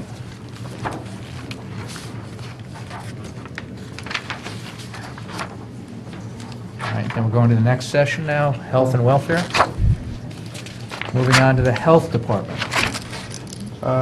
No, just, again, kudos to Mr. Cleary on his fine presentation for the new part-time health aide staffs.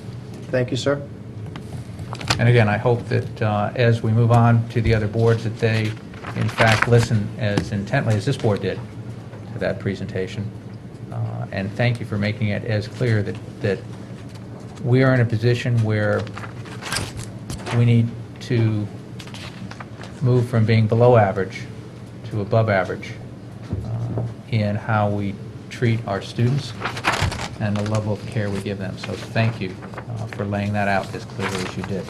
And I would just like to add that it's not just the student, it's also the nurses, because I think you explained very well that the nurses are really torn in so many directions, including attending PPT meetings and being kind of out of the nurse's office per se, and you need someone there to handle the influx of kids, and then also, obviously, all the paperwork. And when you were describing it to us at the Board of Finance, Board of Selectmen joint meetings, to me it sounded like a triage, literally a triage, come in and triage the student to where they could be best served. And I think the addition of these nurses' aides are really going to help facilitate that process, so.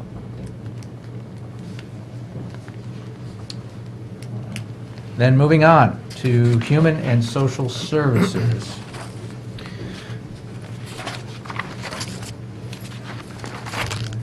Solid Waste and Recycling. Jumps ahead here, sorry. And that's Good. at the end of that section. Next section is Culture and Recreation. And as befits the section, it starts with the library. I'd just like to say that I'm pleased with this budget, especially the materials budget. I think you did a really nice job of laying out for us, again, at the joint Board of Finance, Board of Selectmen meetings, that specificity of the breakdown in that budget, and that I support this budget in that it brings us back to what you described as our 2007 level. We've got to recognize that the people in this town really use the library for so many different reasons, and that they really depend upon the library to get materials in all of those forms that you described for us, whether it be digital or written or audio, and that we need to keep up with the times, especially with such an involved and curious and knowledge-seeking community. So thank you for that level of specificity and for this budget. I support it. Just quickly, I couldn't agree more with those comments. Thank you for making them, and thank you for the work on the library. It seems somehow fitting that we're discussing a library on the same day that we have our One Book, One Town event tonight. That's right. I also want to thank our two directors, both for Fairfield Public and for Pequot, for working together on One Card, One Town, and making it easier for our citizens to access the library. And from a standpoint of value, you go back a couple of years when we were forced to make adjustments, and one of the adjustments we had to make was in library hours. And even though Ms. Ronald found a way to keep at least one library open all the time, our residents really reacted to not having both libraries open at the times they needed them. So I think from a standpoint of usage, there are a few resources or amenities in town that are used as often and as frequently as the library. And the stat that jumps out at me is we're reading at twice the national average in terms of checking out books.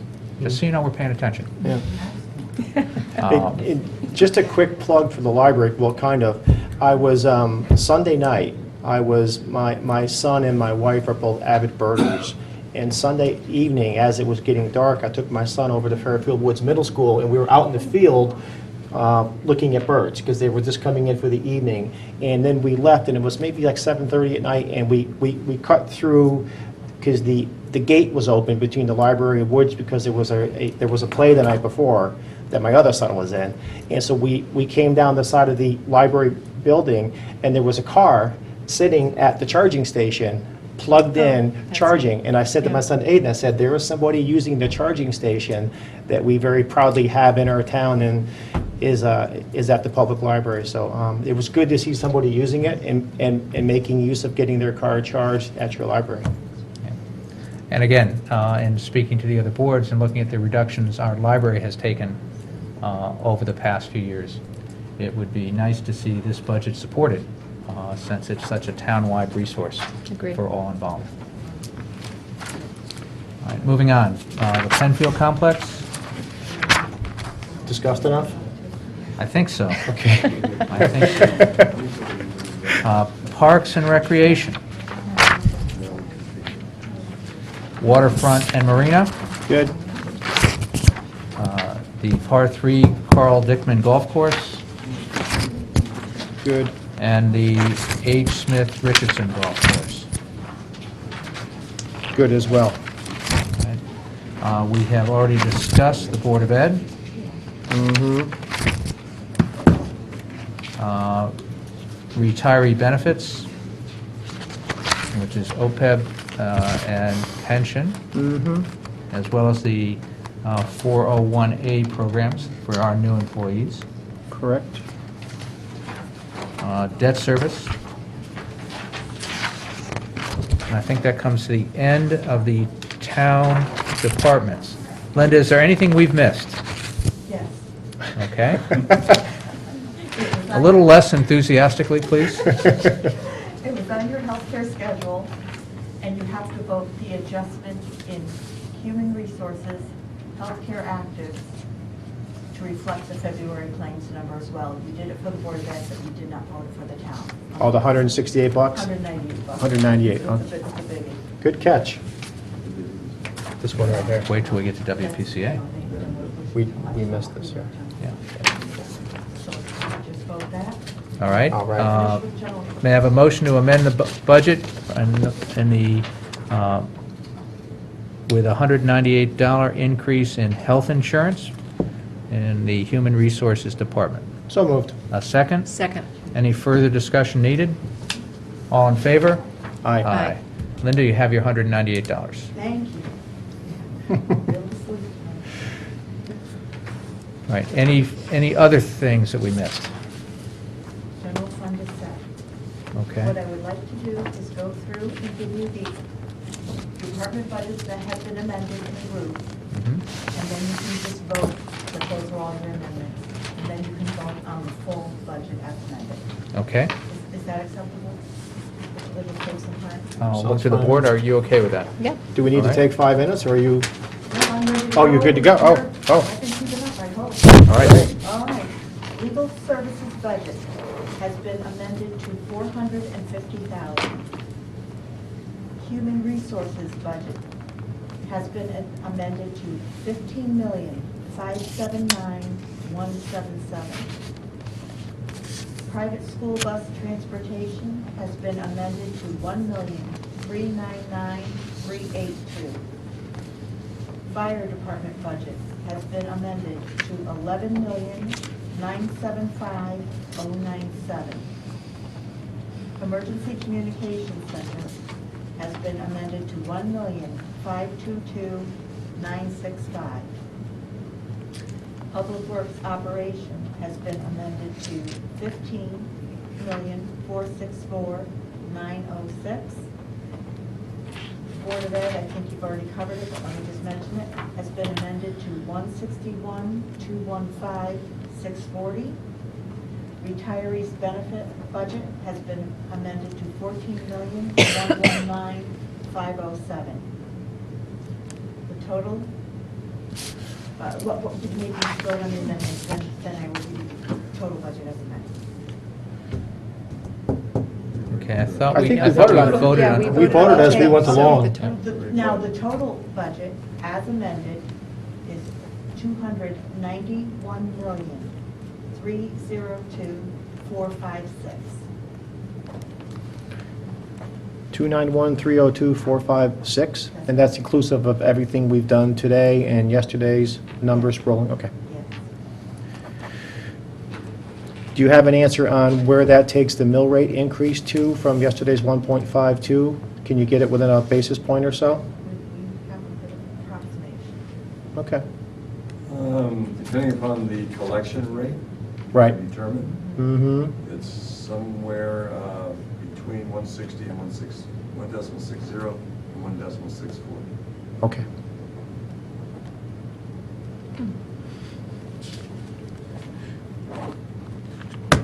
Thank you for that.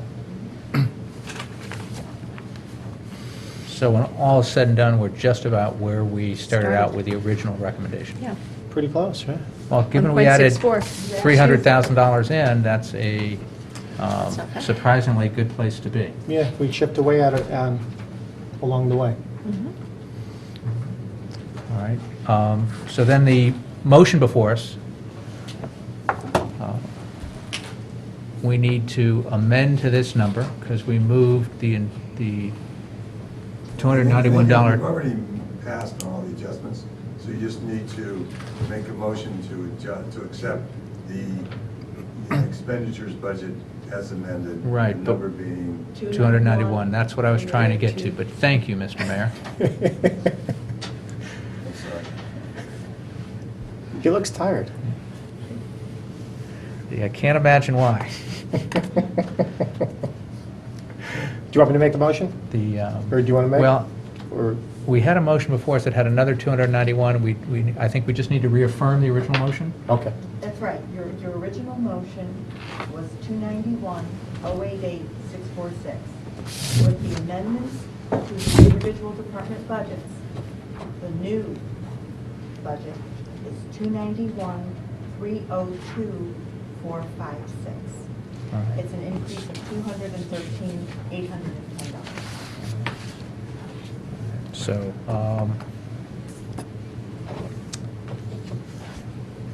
any comments before we vote on this budget?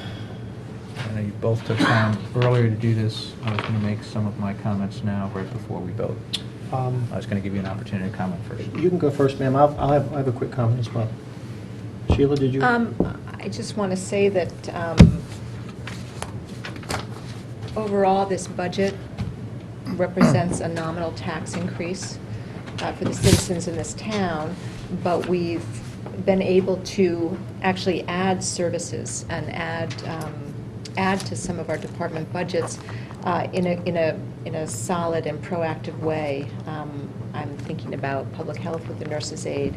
I'm thinking about the finance position, which will only help the town.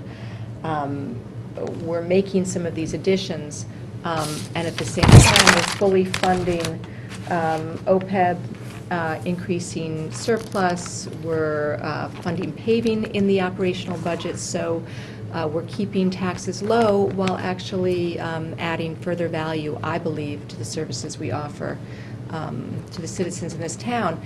In addition, we're also looking at adding funding for a strategic plan, which I've heard from at the town hall meeting on Saturday. Many citizens got up and talked about how pleased they were with the fact that the town is not just looking to the present and the near future, but to the long-range vision of what this town should be and how we need to get there. So that, to me, is a real positive, that we're being very strategic and funding that strategy in this budget. So overall, I'm very pleased with the budget and think it represents a real step forward in terms of offering valued services for a nominal tax increase. Mr. Conley? Thank you. Again, I want to thank everyone who worked so hard, including the department heads who worked with the finance department to get the budget running for the last few months. So thank you to everyone who worked so hard. In my eyes, a budget, or this budget, comes down to really three things: affordability, value, and vision. And from an affordability perspective, we're always keen on that. Taxes go up, expenses go up, people have needs, taxpayers have difficulties meeting payments and sustaining themselves. I believe from the affordability perspective, coming in with the added value that we have in the budget, coming in between 1.6 and 1.64 is reasonable, makes sense, and is affordable.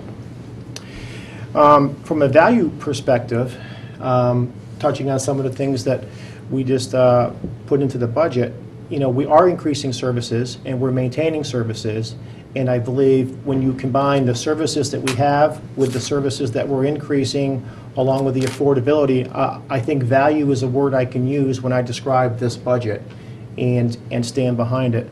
And the third thing is vision, and vision includes a lot of things, but we've made some improvements along the way. Capital planning, whether it's with Public Works, whether it's on the financial side of the house, investments in our future. So I believe this budget does incorporate looking forward thinking and putting the proper investments in place for today and for tomorrow that allows us to sustain ourselves, improve our town, and sleep well at night knowing that we're in good shape. And I also believe that we have increased our services, which is a value add and visionary looking forward. We're going to have better service in a few of our departments. You know, the conservation department comes to mind, nursing comes to mind for our schools. And, you know, the value and the excellence in our educational system that this budget is supporting and funding is second to none, and is the, you know, one of the most important driving factors in our local economy. So I believe that we have a good budget before us. I'd like to thank everyone for their work, and I'm happy to support it. All right. Thank you. I think that kind of 1, 2, 3 things as I look at this. One is that in terms of both affordability and efficiency, when you look at the approximately 1.6% increase, that will be among one of the lowest around in what's taking place. We also, when you look at our total expenses in terms of what it takes us to deliver services to our community, Fairfield is one of the leaders in efficiency. And I define that efficiency in delivering services as looking at our total expenses divided by the number of residents, or expenses per capita, that we have done a very good job. And that speaks to our employees in terms of their work effort, and more than speaks to the creativity of our department heads in how they take their departments, working with approximately the same number of employees that we had 10 years ago on the town side, and delivering a tremendous increase in services over that 10-year period. I think that value is a term I'll come back to. The goal has been, as I mentioned at the start of the budget process, in my presentation and the initial recommendation of the budget, was to make sure that Fairfield stays as one of the best values in the state of Connecticut, and I think this budget delivers on that. We're delivering one of the lowest tax increases in 15 years. This budget does that, has been mentioned. It also includes one of the highest paving amounts that's in this budget, and after this winter, we're going to need that. It includes an increase in snow removal overtime. It has the first step in our sidewalk maintenance program, and the most sidewalk maintenance ever in our budget. We are supporting the Public Works capital equipment, big trucks and equipment per their replacement plan, and smaller trucks and equipment and additional tools, as you heard discussed here today. The library is finally getting back some of past levels. Their budget has been reduced significantly in each of the last several years. The health department, we're getting 2 new aides to support our schools and the level of care that our students deserve. Our finance department, it includes a new full-time position to support the auditor recommendations and the increase in workload that we talked about earlier. Conservation department, we're adding a part-time position that was discussed extensively here to support the demands on staff. We've got a new director coming on board who can help evaluate the effectiveness and recommend the direction for the future with that position. Our building department is looking at a software laser fee system for improved productivity, and ideally working on that and potentially something that can then be used by other departments. So I see that as a step for the building department, but also for many departments in Town Hall. We have an increased allowance for senior tax relief and an increased contribution to surplus that will make the rating agencies happy, and take the one piece of our balance sheet that, relative to other towns, and specifically other AAA towns, we're lower on the scale. So this is part of our program of year by year making sure we're making progress on moving us up the charts to be equal to where other AAA towns are. We've got the second payment for our tax reval program. This is the second and final payment, so that will be off. And as was mentioned by Ms. Marmion, the strategic plan. And I think that's an important long-term step.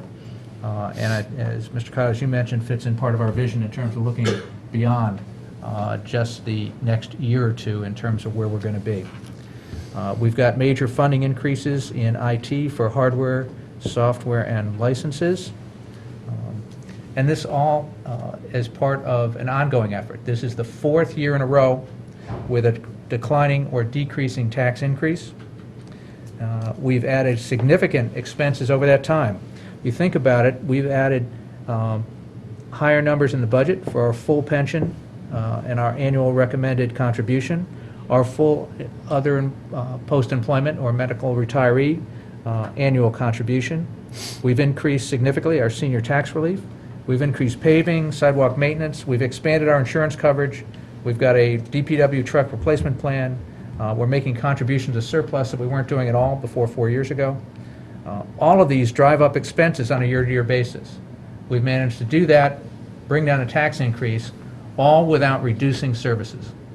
And that is the major creativity issue. That's the major challenge we've thrown at our department heads, and that's what they've delivered on. So it's been a pleasure working with them, not only through the budget process, but year in and year out. And I can't think of a harder working group than our department heads, certainly epitomized by our leaders in finance department. We've had a chance to work with very closely through every budget season, but definitely through this one.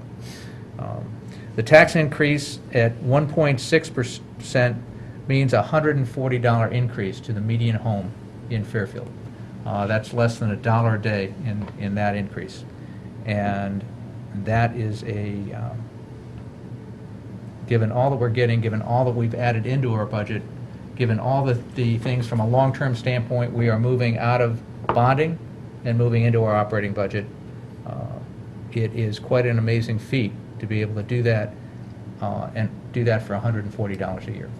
So I want to thank my colleagues on the board, because I think that, when we talk about Fairfield, we talk about, in essence, always coming together to do what's right for the town. And I looked at the tone of our conversations, I looked at the comments made, and I want to applaud both of you for your comments throughout this budget process in terms of focusing on the issues, focusing on the budget, and keeping both personalities and any political considerations out of the conversation. So thank you both for your conduct and your example to the other boards in town in terms of how to do this type of review. So with that as an end to our commentary, are we ready to vote on this budget? Yes. All in Yes. favor? Did anybody Aye. accept it? Yes, we did that right at the beginning. Okay. And then we came back with an amended amount for Linda, Okay. and Just double checking. Thank you. I believe we've reconfirmed that, correct? Did we move the new number? I'm sorry. I don't think you moved it. All right, well then, I'll accept the motion to move the amended budget number of $291,302,456, and a special thank you to Jen for reminding us. So moved. So moved, a second? A second. Okay, that amended number stands before us. Are we ready to vote? Yes. All in favor? Aye. All right. Next up is the WPCA, and I'm going to go back to page 62, is it, Linda? Mhm. No.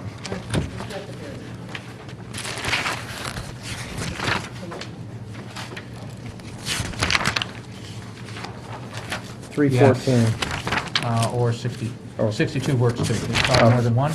But may I have a motion to accept $5,417,036 as the appropriation for the Water Pollution Control Authority? So moved. A second? Second. All right, that budget, Is there an adjustment? I'm sorry. that budget stands before us. Sorry. Are there any discussion or amendments? It should- I've got to find it. There are two amendments. It's $9. There is a healthcare amendment, Okay? like February claims, an Mhm. add of $9, and there's a decrease to the OPEB Mhm. of $7,854 Yep. as a result of the updated valuation. Okay. Here we are. I have the one, I don't have the second one. Okay. I move to modify the WPCA budget in the amount of $7,854 to adjust the OPEB with the newest information. How much was that? $7,854, that's the OPEB adjustment from yesterday's sheet. And then there's a second one today for $9. All right, So so that's take that one at a time. motion. A second? Second? Any further discussion? All in favor? Aye. Aye. Mr. Tyler? I further move to adjust the insurance, the health insurance actives account by $9 per the sheet that we were handed today within the WPCA budget. Is there a second? Second. All right. So, any further discussion on the $9 item? All in favor? Aye. Aye. All right, the WPCA budget as amended stands before us. Linda, do you have a new number for that? Could you share it? Yes. 5,409,191. All right. Any further discussion on the budget as amended that stands before us?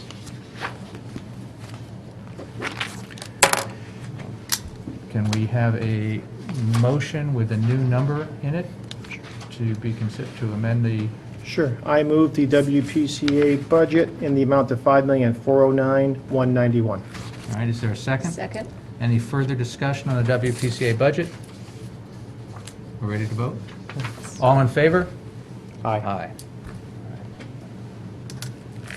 All right, thank you again. Is there, Linda, is there anything else we have to vote on tonight? We're good? We're done. All right, then may I have a motion to adjourn? Motion to adjourn? A second? Second. All in favor? Aye. Aye. Congratulations. Thank you. Congratulations.